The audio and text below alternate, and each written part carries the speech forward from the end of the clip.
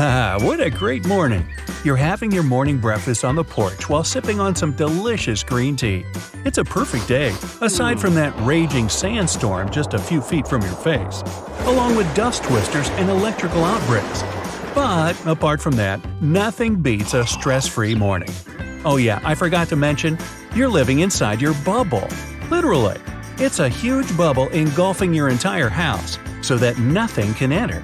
You continue your day by working on your house and disinfecting everything around. You start with the kitchen, then move on to the living room and bathroom. You've got used to that routine in a long time, happily living in your own bubble. All the neighbors got used to you and just mind their own business when passing by. But after the sandstorm settles, you suddenly notice some sand particles on the outside windowsill. You freak out and begin knocking down everything in the way. You hastily put on your hazmat suit and some disposable towels and immediately clean it up. Afterwards, you head down to the basement to the fire incinerator and burn the towels away to leave no evidence behind. All is well, but you need to figure out where the dust came from. You stay up all night looking at every nook and cranny where you might find some dust. And to your luck, you find it. You grab some strong adhesive glue and seal that baby up. Ah, you can finally sleep. You shower at least 3 times a day and walk through the disinfectant channel just in case before going to sleep in another bubble. Before you close your eyes out of exhaustion, you hear a notification from your phone. You're grumpy and don't feel like checking it. You'd have to get out of the bed bubble and disinfect the phone and take another shower before going back to bed. But the phone rings and you have no choice but to answer it. This is shocking. You're overwhelmed. You're almost crying of joy. Your long-lost sister just found out where you are and wants you to come visit her in the city. Question is, how are you going to leave your bubble and head all the way there? You start panicking. You feel itchy all of a sudden and your throat is dry. You can almost hear that adhesive glue ripping apart and all the dust and bacteria flooding inside your house. You can feel them crawling up your skin and seeping inside of you. Wait, get out of your trance, it's all in your head.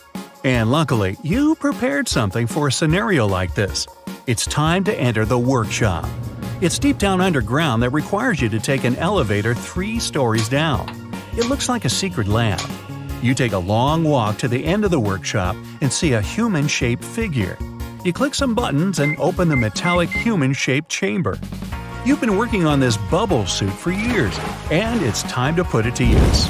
Although it's only a prototype, you have no time to spare. You haven't done enough tests to confirm its durability. You put it on, and you feel like a superhero. It's covered with a strong, flexible bubble material that can stretch with your every movement.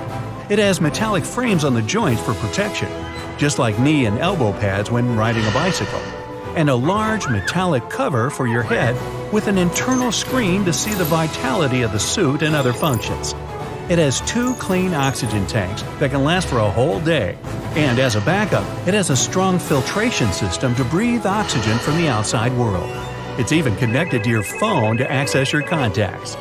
You take your first steps, and all seems well. You look kind of intimidating in the suit, too.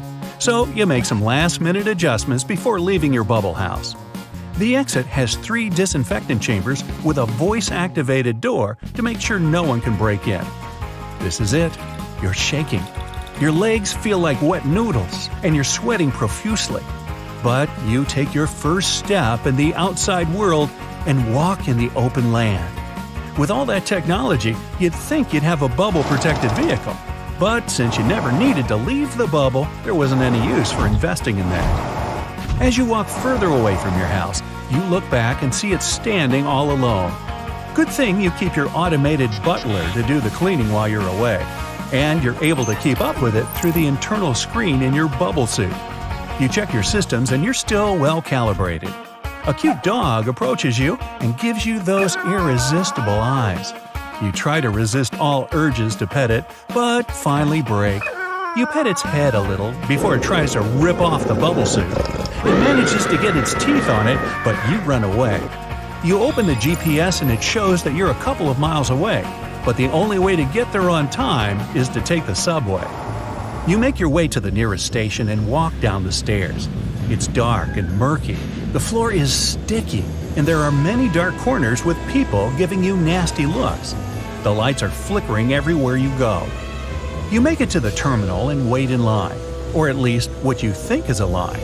As soon as the train arrives, it turns into a mosh pit. Everyone pops out from different corners and rushes their way in, like a small crack in a river dam that suddenly explodes without warning.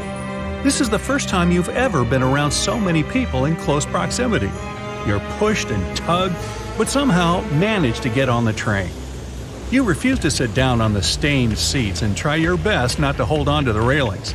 You see all kinds of people sitting and standing. Many of them are dressed in suits, casual outfits, swimsuits, and some are even playing music. You can't help but bob your head to the beat and even tap your feet. The outside world is pretty cool. Suddenly, your screen pops up, and you're notified that one of the oxygen tanks got a small fracture and is leaking. You're left with one more tank that will last you half a day. The train arrives to the destination and everyone begins to exit. All the pushing and shoving leads to outside, but you trip and fall on the ground. No scratches. The screen doesn't detect any damage. You go back to the surface and open up the GPS. You're only a few blocks away from your sister's apartment. You're running out of oxygen, and you don't want to think about breathing the atmosphere around you. You make your way towards the apartment on foot. You see some cyclists speeding around you and a construction site not too far away. But suddenly, the GPS malfunctions, and you don't know where you are. You're in the middle of this chaotic scenery and don't know which apartment block she's in. There are hundreds of buildings all around you. You try calling your sister, but your phone is off.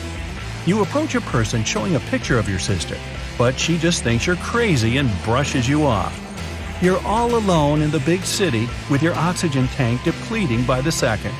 Maybe you shouldn't have left your bubble. Suddenly, you see your sister walking back from a grocery store, carrying paper bags full of goods. You run up to her and freak her out. She drops everything, but you help her pick up the bags. She sees your face behind the screen and smiles. You finally reunite with her and go to her place. And to your surprise, she's also in her little bubble. She lives in a bubble-contained apartment that's disinfected from floor to ceiling. You're able to open your suit and breathe. You enjoy a nice day with her and even stay over for dinner. You charge up your suit and see the vitality is in proper condition. After a while, it's time to say your goodbyes. But the emotional moment is interrupted by breaking news. You check your phone and see that the world is now being covered by an unknown gas that's infecting everyone on the planet. You and your sister put on your suits and head outside. The world is rapidly changing, and you seem to be the only ones ready for it.